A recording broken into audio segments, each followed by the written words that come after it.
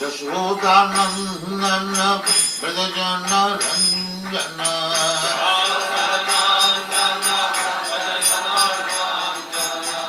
Yashodanandana Pradajana Ranjana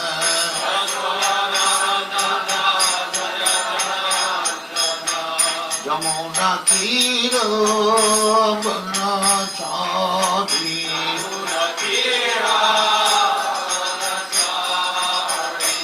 Yamuna Tira Banachari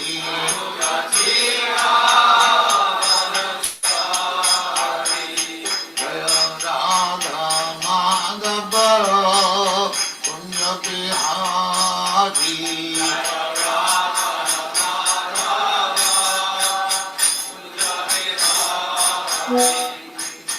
Gopijana Vallabha Girivaradhari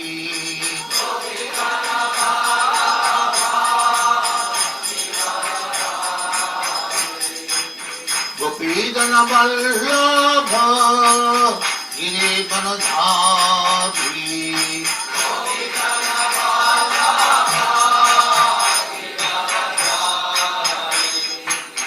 Yashodanandana Pradajana Ranjana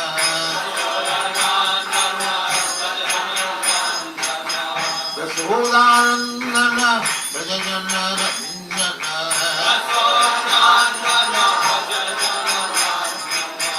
Yamuna Tira Banachari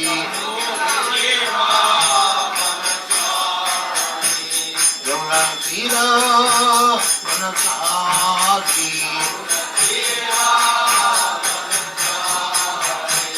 Jaya Radha Madhava Punya Bihari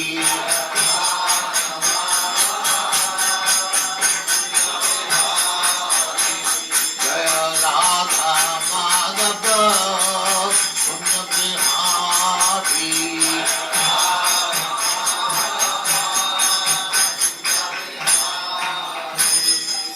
Jaya Paramahansa Paribhajagacharya Sukare Smavati Vedanta Saraswati Swami Bhagavati Jaya Nanda Kori Vaishnava Jaya Ramacharya Sri Haridas Thakur Jaya Nain Sata Hosi Krishna Chaitanya Jana Sri Advaita Gadadhara Shivacharya Gaur Jaya Sri Radha Krishna Bhogavna Sam Kanda Radha Kanda Giri Jaya Vrindavan Dham Ki Jaya Navdeep धाम की जय गंगा माई की जय जमुना माई की जय द्वारका धाम की जय स्वामी भक्तवृंद की जय और ग्लोरी टू और glory to thank you very much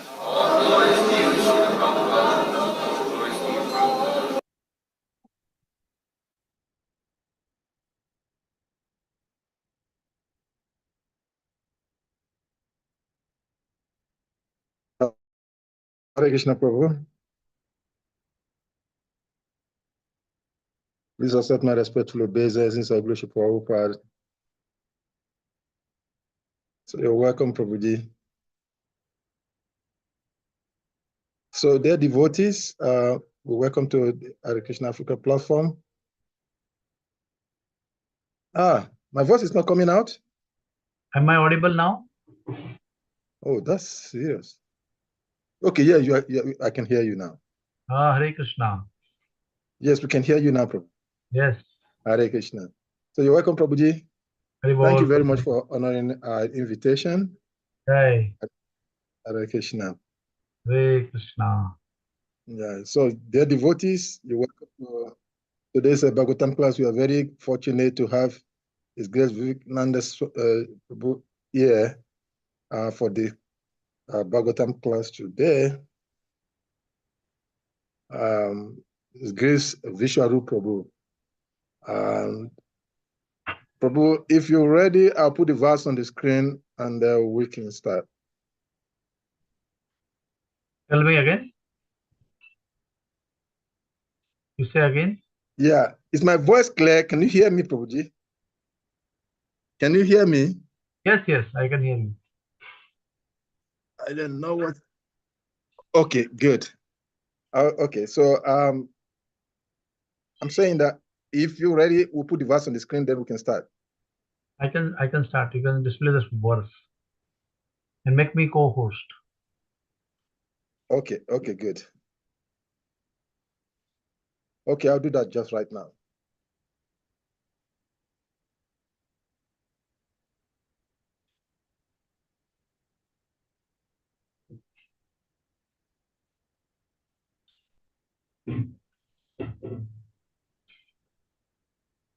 Am I the co-host now? Yes, Prabhuji, you are the Okay. co-host now. So tell me. You can show the verse and we can start. 33. Yes, 33. We are reading 33 today. 33. Yeah, Okay. here's the verse, Prabhuji. So Very good. Very let's start.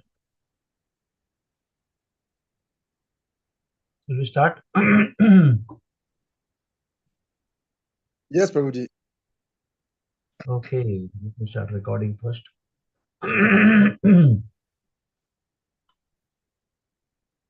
Om Namo Bhagavate Vasudevaya. Om Namo Bhagavate Vasudevaya. Om Namo Bhagavate Vasudevaya. So today we are reading from Srimad Bhagavatam, second canto, 7th chapter, 33rd verse.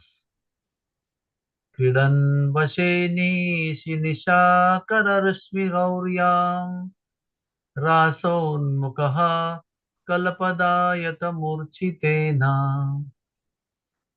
Uddipita Brajabrodvadunan Hartur Harishyati Shirodhanudanugasya Kridan Vane Nishi. 1 minute, 1 minute, 1 minute, 1 minute. Come down, please. Bring it down, please. Okay. Kridan Vane Nishi Nisha Karar Rashmi Gauryam Rason Kalapadayata Murchitena Uddipita Brajabrodvadhunam Hartur Harishyati Shiro Dhanadagunasya Dhanadanugasya Kridanvashe Nishinisha Kararashmi Gauryam Rasonmukha Kalapadayata Murchitena Uddipita Prajabhodvadunam Hartur Harishyati Shiro Dhanadanugasya. Kridan, while engaged in his pastimes. Vane, in the forest of Vrindavan. Nishi, nocturnal.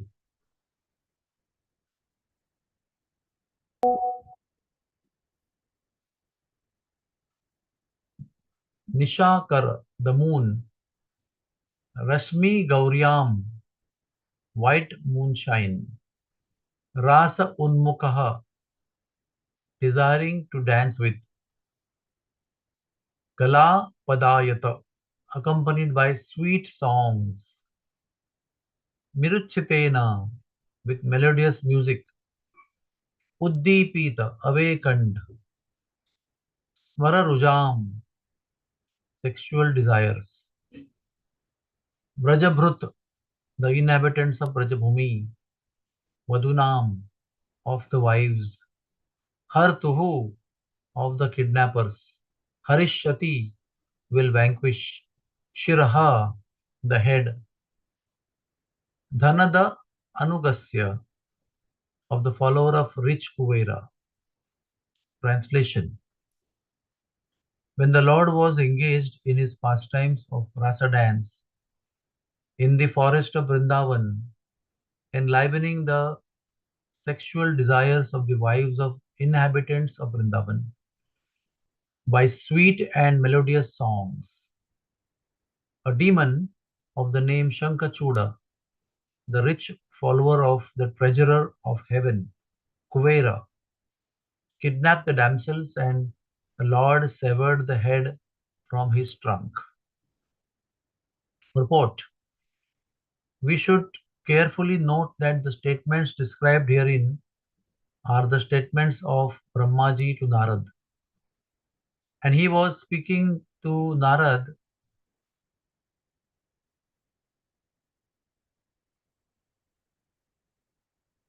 of events that would happen in the future. During the advent of Lord Krishna, the pastimes of Lord are known to the experts who are able to see past, present, and future. And Brahmaji, being one of them, foretold what would happen in the future. The killing of Shankachuda by the Lord is more a recent event after Rasa Leela, not exactly a simultaneous affair. In the previous verses, we have seen also that the Lord's engagement in the affairs of the forest fire was described along with his pastimes of punishing the Kaliya snake.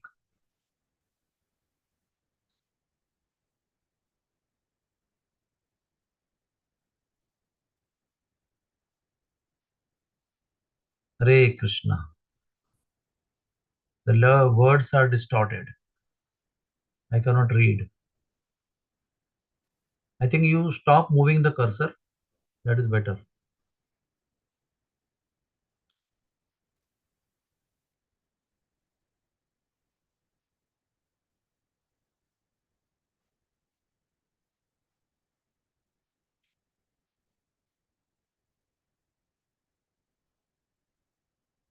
And similarly, the pastimes of the rasa dance and the killing of Shankachuda are also described herein. The adjustment is that all these incidences would take place in the future, after the time when it was being foretold by Brahma to Narad. The demon Shankachud was killed by the Lord during his pastimes of Holika in the month of Falgun, and the same ceremony is still observed in India by burning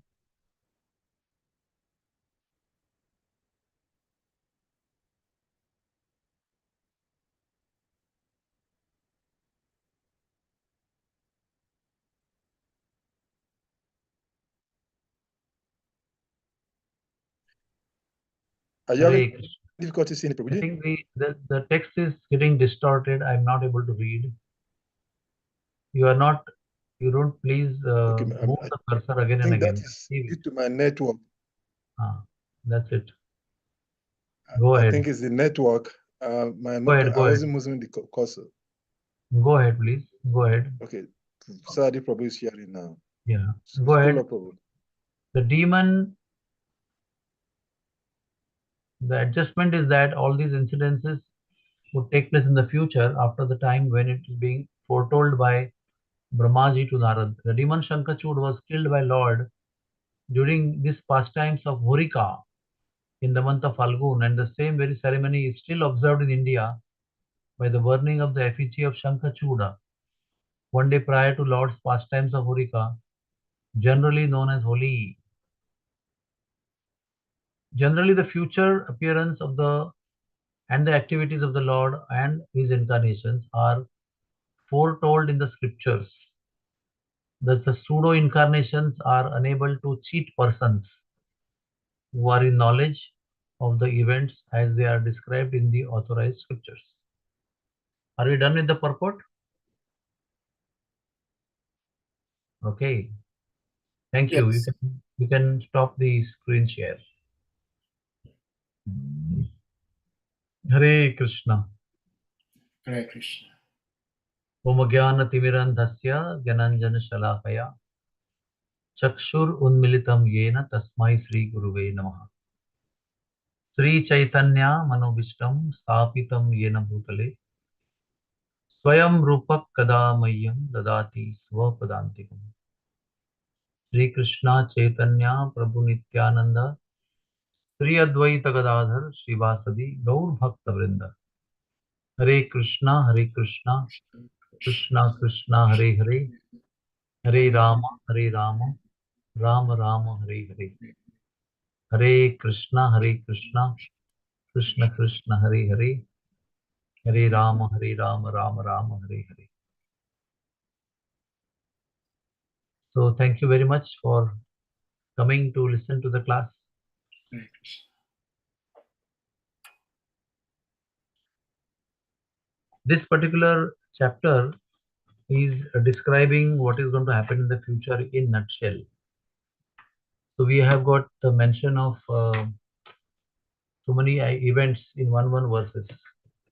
So this particular verse is describing about the killing of Shankachuda.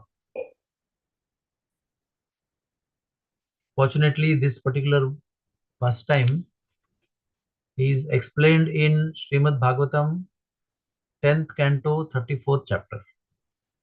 Also in Garga Sahita in 23rd chapter canto 1. Also in Anand Vrindavan Champu written by Kavi Karnapur. And also in detail in Lalita Madhav described by Rupa Goswami.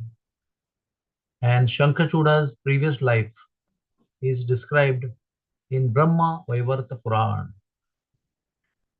So many references are there of this particular pastime. Now let us read the pastime of Shankachuda. So I will first explain to you the particular pastime of how Shankachuda took birth. Who was Shankachuda? It is explained in Brahma Vaivarta Puran that Lord Krishna was one time spending private time with one gopi called Viraja Gopi in one of the private kunja of Goloka Vrindavan. And that time Radharani was somewhere else and she came to know that Krishna is privately with one gopi and the whole forest was guarded by Sri Dama, the older brother of Radharani, the closest friend of Krishna, who was supposed to be standing there and not letting anybody come in to disturb them. Radharani came with her friends there and Radharani told, "You get away from here, I want to go inside." So Sri Dama said, "You cannot go inside. We are not supposed to go inside. I am supposed to guard this place." So there was a lot of argument between Sri Dama and Radharani. And hearing that loud sound of arguments, Viraja Gopi disappeared from there, became a river. And Lord Krishna also disappeared from there. So not finding Krishna or anybody else, she went away. But again she came to know that Krishna is still there inside the same forest where I went. So she still came again. And again they were meeting. And that time they had a very heavy argument. And their argument resulted in anger. And Radharani really got angry with Sri Dama. She said, "You are a demon and you will become a demon in the material world. You will take birth in the womb of human beings on earth." So Sridama was not less. He said, "I curse you to take birth on earth in the womb of humans and remain 100 years in separation from your beloved." So thus Sridama took birth as Shankachuda, as the associate of Yaksha in the material world. Yaksha is associate of Kubera, who is a Yaksha actually. Yaksha is another species like demons and Daityas and Danavas and Devatas and human beings like Yaksha. So he became Yaksha as an associate and servant of Kubera, who is the treasurer of all demigods. He also was very rich and very influential, very powerful personality, very powerful himself. And Radharani took birth also in the womb of Kirtida in the material world as the daughter of Vishvanu. And Sridama also took birth as Sridama, as Radharani's older brother. So this is the history of Shankachuda. He is Sridama, but he took birth as a demon. And now what is happening is, now the scene is on earth. Now he's already on earth. It was the day of Holi. All of you know the day of Holi. The day of Holi is on the 15th full moon day and night of the last month of Indian calendar, that is Falgun. The day when, in our understanding, Lord Chaitanya Mahaprabhu was born at the twilight time. In 1486 year, Lord Chaitanya Mahaprabhu was born on this day at moonrise time. This is the same day of the full moon of Falgun. And this whole month in Vrindavan Dham, there is a Holi. In fact, from the previous Indian month, the Magha month, the 5th day, the Holi begins. So total Holi is there for about 45 days. So on this particular day, Krishna entered with gopis in the forest called Loha Jangavan or Lohavan. Lohavan is one of the 12 forests of Vrindavan, which is very dear to Krishna. So Krishna entered the forest and Krishna Balram, both of them entered with um, so many gopis. Krishna had gopis, Balram had gopis, and they were really immersed in playing colors, the festival of colors. So at the banks of Yamuna, Shyamsundar Sri Krishna came to play the colors and came to have Rasa Leela with gopis. Sri Hari entered with such such charm and such beauty that looking at him, the herbs in the forest, they just they just transformed into gopis. There is something called as Aushadhi gopis. There are varieties of gopis in Vrindavan, and one type of gopis are those gopis which were actually medicinal herbs, but they got attracted to Lord Dhanvantari, who is a lord of medicine.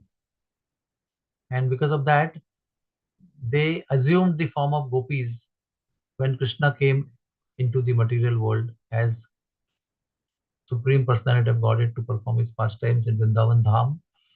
That time these medicinal herbs became gopis. So when he entered, the herbs joined as gopis. Then many gopis, they were also accompanying Krishna. In fact, Krishna entered with a number of millions of gopis. And then this particular group of gopis, which were herbs, they joined Krishna. And there were millions of gopis. Then Sri Krishna, moving around in Vrindavan forest, in the forest of Lohavan, started performing his pastime. The breeze was flowing, which was cool, fragrant, and very soft, soft speed. Very mandagati. Mandagati means very soft, carrying the fragrant pollens from Yamuna, so becoming fragrant, becoming humid, and becoming cool because of the touch of Yamuna's vapors. and the trees were increasing the beauty of the time at that time. And Sri Krishna and Balramji came with their girlfriends. At that time, all the demigods they accompanied with many instruments like mridanga and veena and kartalas and many different kinds of instruments started playing, and they were glorifying Lord Krishna and throwing beautiful flowers from the aeroplanes of divine demigod planets. So all the gopis also started singing beautiful songs in praise of Krishna, and some of them were singing in different ragas, some singing in Meghalar raga, some singing in Deepak raga, and then others started singing in Malkamsa, Bhairava, Sri raga, and Hindol raga. Thus they sang in 7 different ragas. And the gopis were very immersed into this particular activity, immersed in the beauty of Krishna, watching the beauty of Krishna and glorifying him. They were one better than another. They were they we could not have decided who is the better one. Everyone appeared to be better than other one. And so many gopis were serving Krishna with great love and affection. They started playing ball with Krishna. They started throwing flowers on Krishna. They started making sound of their beautiful ankle bells. And they started dancing in that beautiful music of flute and the ankle bells and the bangles. And they also were embracing Krishna. So they were so fortunate that yogis can never catch Krishna or can get hold of Krishna. They were embracing Krishna with their both arms spread out widely, and they were embracing him very deeply. So Narad Muni is explaining here that the yogis cannot see even one ray coming from the toenails of Krishna. They can't even see one ray coming from Krishna. What to speak of seeing Krishna? And that Krishna, who is effulgent like millions of suns, was personally embraced by the 2 arms of gopis. How fortunate they were. Narad Muni is glorifying their fortune.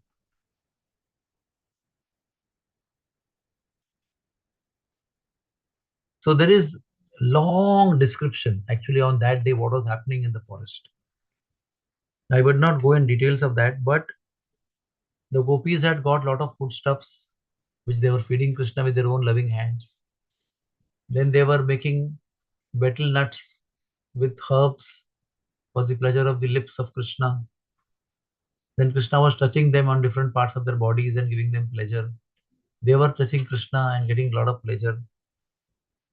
And Narad Muni is saying what kind of austerities they have performed to be so intimately with Krishna and to serve Krishna so intimately. What kind of fortune they had. And like that, they were also talking with Krishna, they were joking with Krishna. Krishna was talking with light joking mood with them. And he was amazingly beautiful, looking very beautiful with crown of peacock feather. His earrings were moving to and fro. And the gopis were also shining like hundreds and hundreds of moons. And Radharani also came, and she was also immersed in serving Krishna. Suddenly, when this was happening, you can imagine the scene is so beautiful, evening time, studded with moonlight, with fragrant breeze. Everybody is so much in love, serving the Lord. Lord is interacting with them, responding with them, reciprocating with every action, giving joy to the gopis, speaking sweet words. And there was nothing existing in the world except Krishna for the gopis and gopis for Krishna. And suddenly, an amazing event happened. I'll just give a little brief background before telling exactly what happened.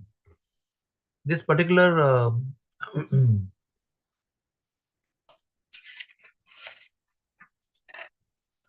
this particular Shankachuda, he was expert in playing with clubs. And somebody one day he heard somebody discussing that there is one person called Kamsa who is very, very expert in playing the club. So he was like feeling, oh, let me go and challenge him. So he brought one club which was weighing 100,000 kilos. I will repeat, 100,000 kilos weighing club he brought. And he came in the assembly of Kamsa and challenged him to fight. Now Kamsa was not less. So Kamsa, he said, Kamsa, you are the winner of the three worlds. You are the Chakravarti Samrat. And I heard that you are very expert in playing the club. I challenge you in the fight of club. If you defeat me, I will become your lifelong servant. If I defeat you with all your kingdom, you will become my servant and I will become the king. And Kamsa said, yes, I am ready to fight. And then there is a description of their amazing and terrible fight.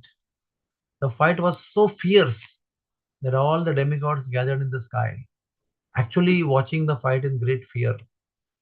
And when they would hit their own clubs with each other, there would be sparks like fire, you know, uh, covering the whole sky. When they would dash their clubs, that would create so many sparks that will cover the sky with their light. So and the sound of the clashing was amazing. Something like thunder, millions of clouds clashing with each other, and the lightning that is coming in between. So within few seconds and less time, both the clubs weighing hundreds of thousands of kilos, they were turned into powder the way they smashed their clubs with each other. After losing their clubs, they started fighting with their fists and they were boxing each other heavily. Shankara also boxing Kamsa and Kamsa was boxing him. Can you imagine? They fought for 27 long days, day and night without a break. There was no sleep, no thirst, no food, no answering nature's call. I remember even Jambuvanta and Lord Ram, Jambuvanta and Lord Krishna also fought for 27 days. Bhima and Duryodhana also fought for 27 days. Like that, so many people are fighting and they have so much strength that without eating and sleeping and drinking, they can go on fighting day and night for 27 long days. Even then, nobody was appearing to be tired and nobody was appearing to be getting tired also as days passed. So then, when they were free of weapons, then Kamsa lifted Shankachuda and threw him 100 yojanas in the sky. 100 yojanas is only 800 miles. 800 miles Kamsa threw Shankachuda. And then Shankachuda came down on the earth again from the sky and threw Kamsa in the sky 10,000 yojanas. That is 80,000 miles. You can imagine.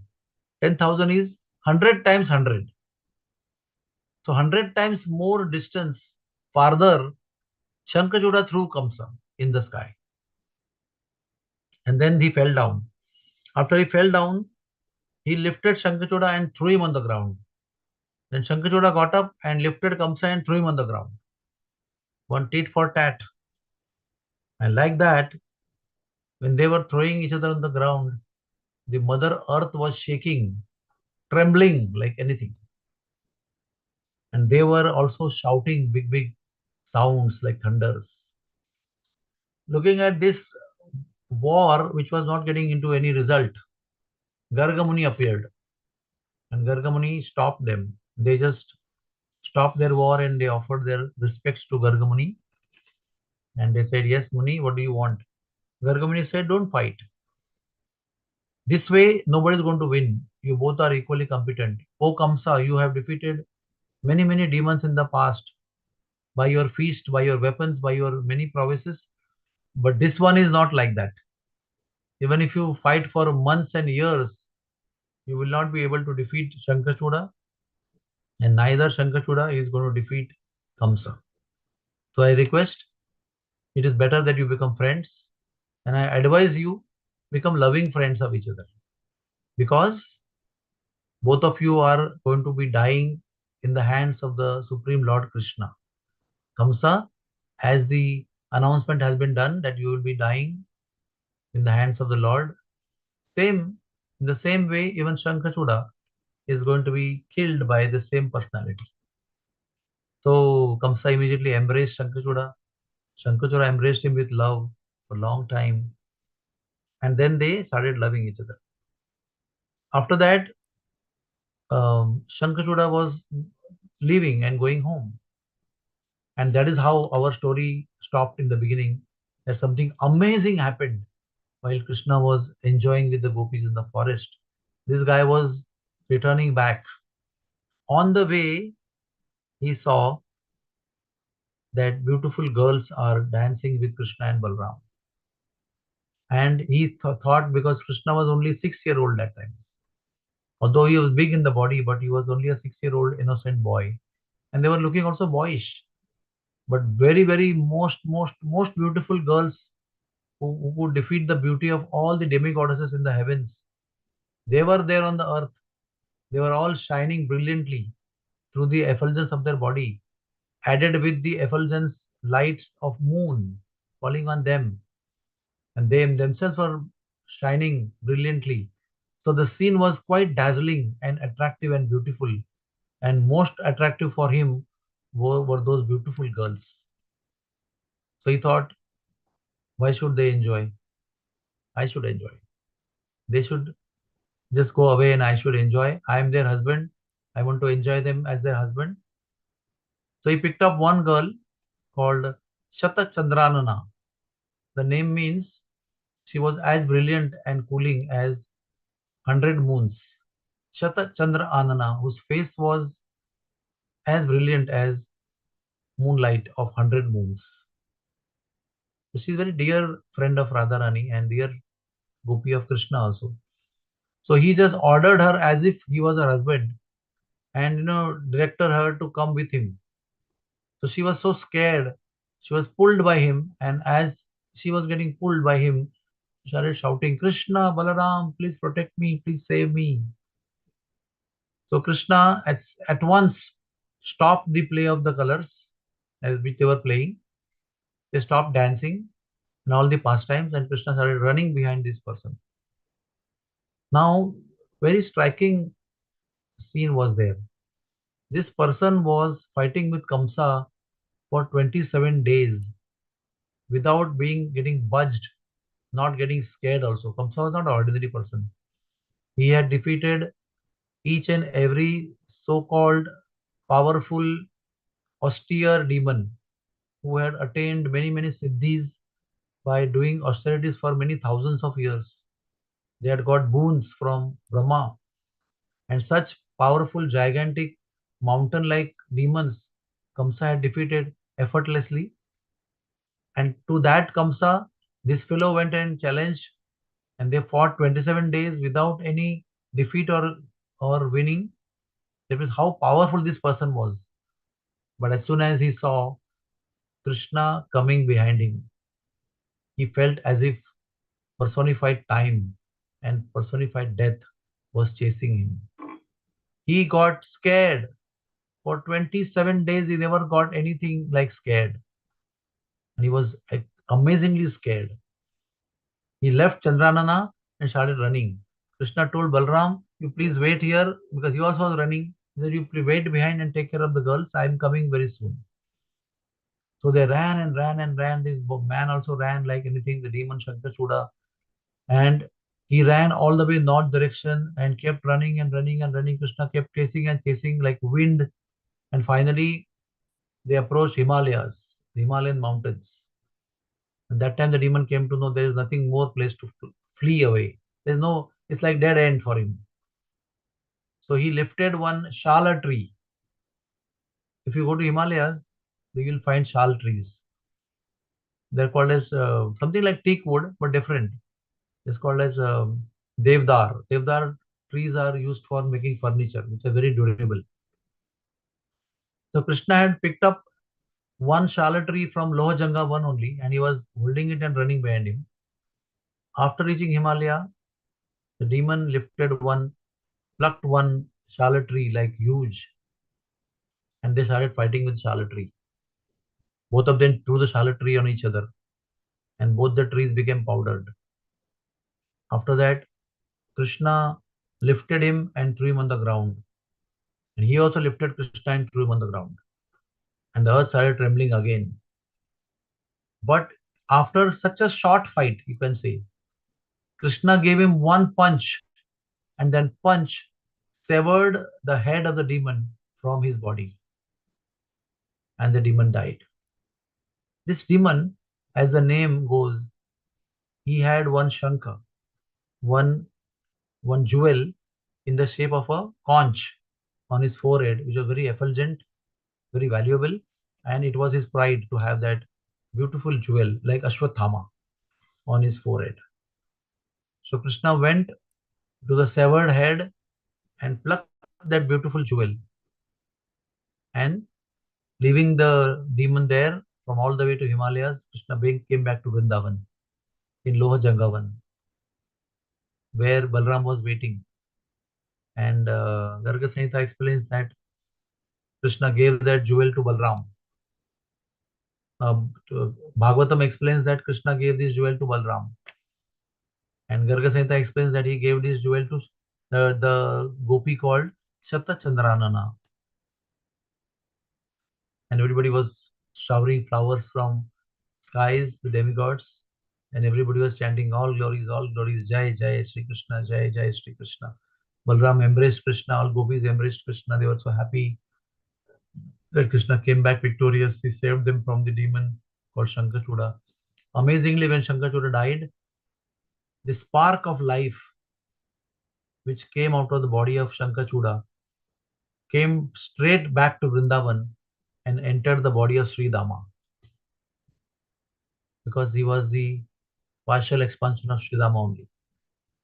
So he was freed from the curse by getting killed from hands of Krishna. So this is how the pastime of killing of Shankachuda, and all the gopis then continued dancing with Krishna. Hare Krishna. So this is our description, and then Prabhupada explains in the purport that there is a festival of Holi that takes place in Vrindavan. It starts from the 5th day of the waxing moon of month of Magha and goes on till 5th day of waning moon of the month of Falguna, around 45 days or 50 days. And each day there is a playing of colors. Each day in the evening when Krishna wakes up at 4:30, it starts throwing colors on gopis. 45 days, every single day when you go to Vrindavan in this month, there is true joy in the atmosphere.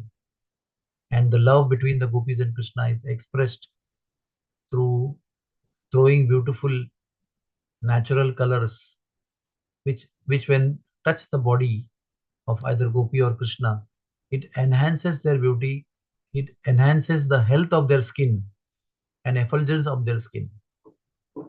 So they are made of beautiful herbs, which when you boil in water, uh, light different color comes, different colors of light shade come, and they are filled in pistons, and when they are thrown on the beloved, the warm touch with the herb, with the color, enhances the beauty of the skin and makes the skin more effulgent. And there's a beautiful feeling of happiness when the warm, colorful water touches one's body. So Krishna plays two kinds of Holi. One Holi is with dry colors. We just apply on the face or throw in the air or throw in the body of different colors. Anand Vrindavan Champu explains in the last chapter of Anand Vrindavan Champu, he describes the holi of Sri Krishna. It is explained that the demigods were and demigoddesses, the apsaras, were in the sky and they wanted to watch this beautiful color festival, but the different colors which were hanging in the sky after throwing in the sky, they were forming a cloud which was making everything opaque, invisible from the sky. So the demigods and demigoddesses wanted to see through, but they could not see because so many so many colors formed different clouds and they obscured the vision of the earth where this beautiful pastime was going on. And then they were also playing swing. They were standing on the swing and praying Holi. So while swinging on the Holi, on the swing on different directions, they were throwing colors. So the swing festival and the color festival was going on together with the divine arrangement of Vrinda Devi, who had trained the trees, who had trained the birds, who had trained every creature how to participate and enhance and become supportive to the beautiful pastimes of Holi and of swing pastimes. So this is how it goes. And one unique feature of Vrindavan is on the 9th day of the waxing moon of Falgun month. It is called as Rangili Holi, the special Holi which takes place in only Barsana and in Vrindavan Dham, but originates in Barsana. It's a very special day where there are different kinds of Holi. There is Laddu Holi, there is Lathamar Holi, there is Chadi Holi, there is Nandagaon Holi, Barsana Holi, Batayan Holi, Baldev Holi. There's so many Holis are there. And they go on taking place one day after another in different locations. Begin with Barsana, next in Nandagaon, then next day in Vrindavan, then next day it goes on to Choti Batayan, Badi Batayan, Jawat. Then there is burning of Holi at Phalen. Then there is a big Holi called Horanga at Baldev, the southern petal of Vrindavan Dham. And each one has its own speciality. It is not something like what we expect or what we imagine. It is something amazing, and we need to go to Vrindavan Dham from the 9th day of the waxing moon fortnight of Falgun to the 5th day of the waning moon of the month of Falgun. 45 days. And it is a very amazing experience. How the whole atmosphere can be filled with divine joy. Not just people, not just some areas, or not just temples, or not just a holy location. How the whole city or whole existence, whole land is filled with the vibration of joy. The universal joy can be experienced. And nobody takes an offense if they throw colors on you. You don't feel bad. If you throw color on anybody, they don't get offended. In city, it's not the case. So that is why it is said that the festival of Holi should be experienced in Vrindavan Dham only.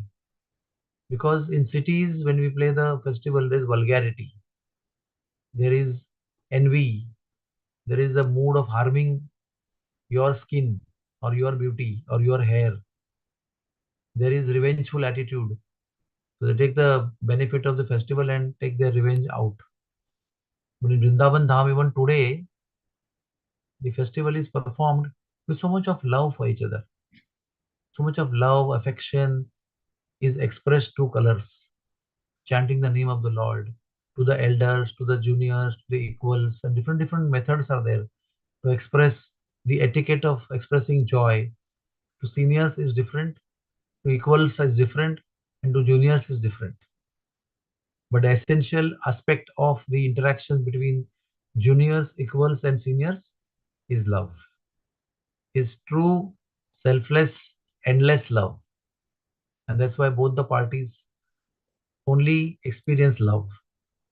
And their loving sentiments enhance each other's love for each other. So Prabhupada mentions about that India is filled with such kind of joyous, loving divine festivals, which brings meaning to life and which brings us closer to the goal of life and cleanses our heart of all negative feelings and allows us to experience the true nature of love that we are all hankering for. Thus ends the description of killing of Shankachuda by Krishna in Loha 1 of Vrindavan Dham on the day of full moon night in the month of Falgun. Hare Krishna. Thank you very much. Hare Krishna. Thank you so much, Prabhuji, for such a wonderful narration of this Shankachuda. Wow. I believe devotees here and whoever may be watching this later on, or maybe live on YouTube now, would really understand the other aspects of this beautiful celebration of Holi. Because I didn't know, personally, I didn't know so much about Holi as much as I have done today. And thankfully, I have there is one book you mentioned, Ananda Vrindavan Vrindavan Champu. Champu. Yes, I have that book, and you said it's the last chapter. So I will reference that and then You can try read to that. enjoy it more. Also, So Lalita Madhav of Rupa Goswami. Lalita Madhav, okay. I Yeah. think I have that Also, book as Garga well. Samhita. Garga Samhita. Garga Samhita is been purported by His Holiness Danavira Goswami. Okay. There are about 18 volumes here in my library. And What is the title again? Garga Samhita. Oh, God, okay. Sanita, okay. Oh, okay. The Rest Dance, okay. One of the 18 books. Wow. Happens this particular pastime of Shankachuda happens right after Rasa Leela. The main Rasa Leela. The beginning of Rasa Leela is Yeah. described in 5 chapters. 29, 30, 31, 32, 33. Rasa Panchadhyayi of 10th canto from 29th chapter to 33rd chapter. Yeah. Immediately after that, the 34th chapter begins with the Vidyadhara. The Nanda Baba, they go to Ambikavan and they perform Ekadashi Vrata. And when they are there, that time a snake comes and starts engulfing Nanda Maharaj. Yeah. Krishna comes and kills the snake, and the snake turns into a Vidyadhara, a demigod, a type of demigod called Vidyadhara. And he explains why he has become the snake, and then Krishna blesses the snake and he goes back to his demigod kingdom. And immediately after that, on the full moon night, this particular pastime takes place, which is explained in the 34th chapter of 10th canto of Srimad Bhagavatam. Mm. In this chapter, on second canto, third, right? This, what is that? 2 point. Today's verse is 2:7. 2.3, 2.7. Yeah, 2.7. Yeah. In this particular canto, in this chapter, a brief mention is there of all the activities of Krishna. Yeah. Yeah. One by one, enumeration. And that is also mentioned that Brahma is telling Narada, these are all going to happen in the future.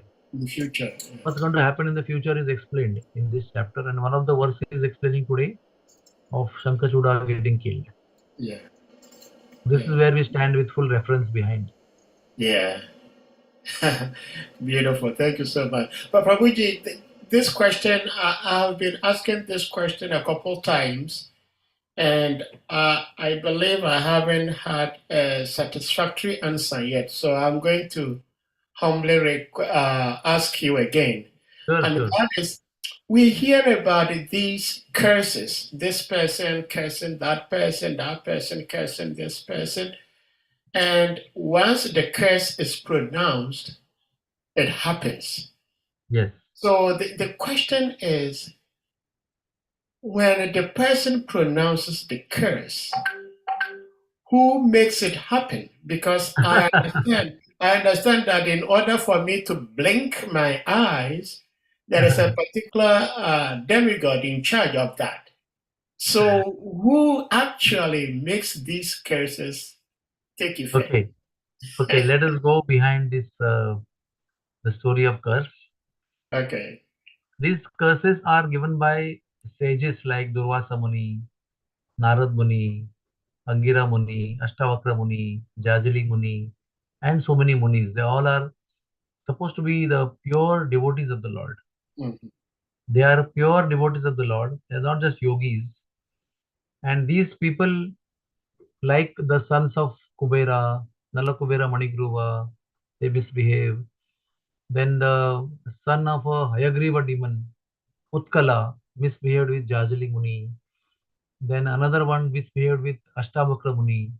He became Aghasur. And then Utkala became duck demon, Bakasur, and so on and so forth. Right? Everybody happened to misbehave in front of the pure devotee of the Lord. Variety of pure devotees. And all these descriptions of their misbehaviors are explained in Garga Samhita, this book, Mm. compiled by Garga Muni. This Garga Samhita is a description of Narad Muni to the king of Mithila called Bahulashva. Bahulashva is the king of Mithila, and Narad Muni is narrating him the different pastimes of Krishna. So Garga Samhita is also called as Krishna Samhita, the collection of Krishna's pastimes in detail. So all the demons' previous life history also is given along with that. Because Bahulashva every time asks, "Oh, Aghasura, who was he in the past life?" So Narad Muni explains him who was in the past life, how he insulted Ashtavakra Muni, and how he became a snake, and how Krishna killed him. Anyways, so essentially it appears as curse, but the pure devotees never actually curse.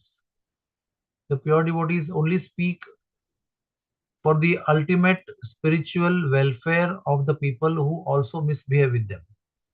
They feel compassion towards those demons who are arrogant and impudent, and they feel that these impudent, arrogant, misbehaving people should become corrected in a positive way to get the mercy of the Lord.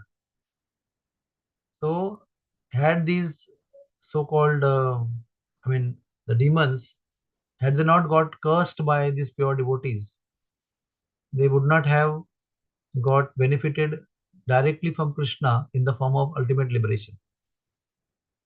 So, Krishna is actually obliged to fulfill the word of a pure devotee. Your question was, who is the one who makes the curse active or effective? Supreme Personality of Godhead Himself personally makes the curse effective immediately because Krishna is bound by the word of his pure devotee. It is explained in the scripture that uh, when Mother Yashoda bound Krishna to the mortar, right? And Krishna was left there, Damodar Leela. So that time Krishna did not remember the trees. Krishna remembered the word given by Narad Muni to the two demigods. What was the word given by Narad Muni? Yes, when Krishna will come as baby Krishna in Gokul, he will come and deliver you. So Krishna remembered Narad Muni's promise to these two demigods. That is why he rolled out of the courtyard of the house, came into the forest and pulled the trees and made them fall down. Similarly, Krishna came to the Khadir one. He saw the big duck. He remembered Jajali Muni's promise that Krishna will come and deliver you. So he killed the duck. Of course, he's compassionate to all the living beings, but he's loving, respectfully loving to all the pure devotees. So he goes everywhere to fulfill the word given by the pure devotee to the particular demon. Krishna is sold out to the pure devotees. As Rupa Goswami explains in Bhakti Rasamrita Sindhu, Nectar of Devotion, that pure devotional service is Sri Krishna Akarshini. The sixth feature of pure devotional service is it attracts Krishna also. And attracting Krishna means Krishna gives himself fully to the person who attracts him. He just doesn't bless that person like this. He becomes his property. Krishna offers himself in such a way that he becomes controlled by the pure devotee. And when such devotees say something, Krishna, as a servant of that devotee, has to follow the word of that devotee. So that is how this cursing Leela is. Suppose I curse somebody, then I have to lose a lot of my piety. I have to spend my piety to give a curse. Similarly, if I bless somebody also, I'll have to spend a lot of my piety to give the blessing. It's like expense for me. Wow. But it is not so when the pure devotee does that.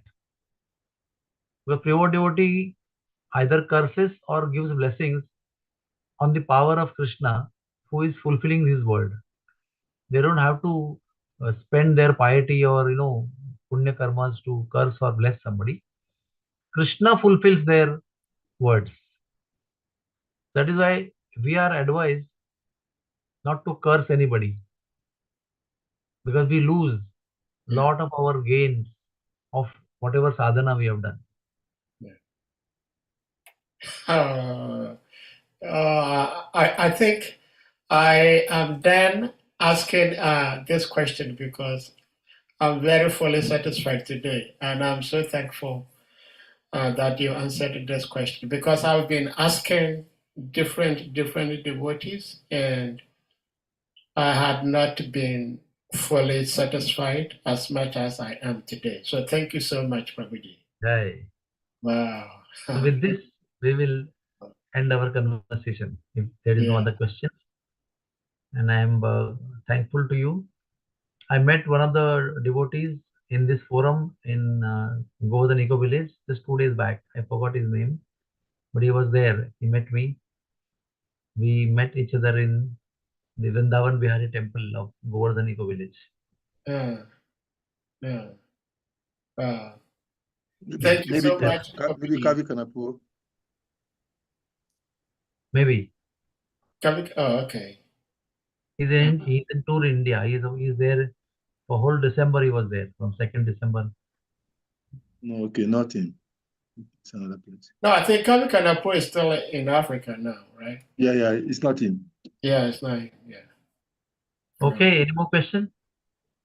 Anyone else with any question before we let Prabhu go? Okay. Well, we thank you all. We will chant Hare Krishna Mahamantra. Yes. Okay, for each other. Yes. Hare Krishna, Hare Krishna, Hare Krishna, Hare Krishna, Krishna, Hare Krishna, Hare, Hare Hare Rama, Hare Rama, Rama, Hare Hare. Vancha kalpa tarudischa kripa sindhubhya evacha patitanam pavanebhyo vaishnavebhyo namo namo. Jai. All glory to His grace.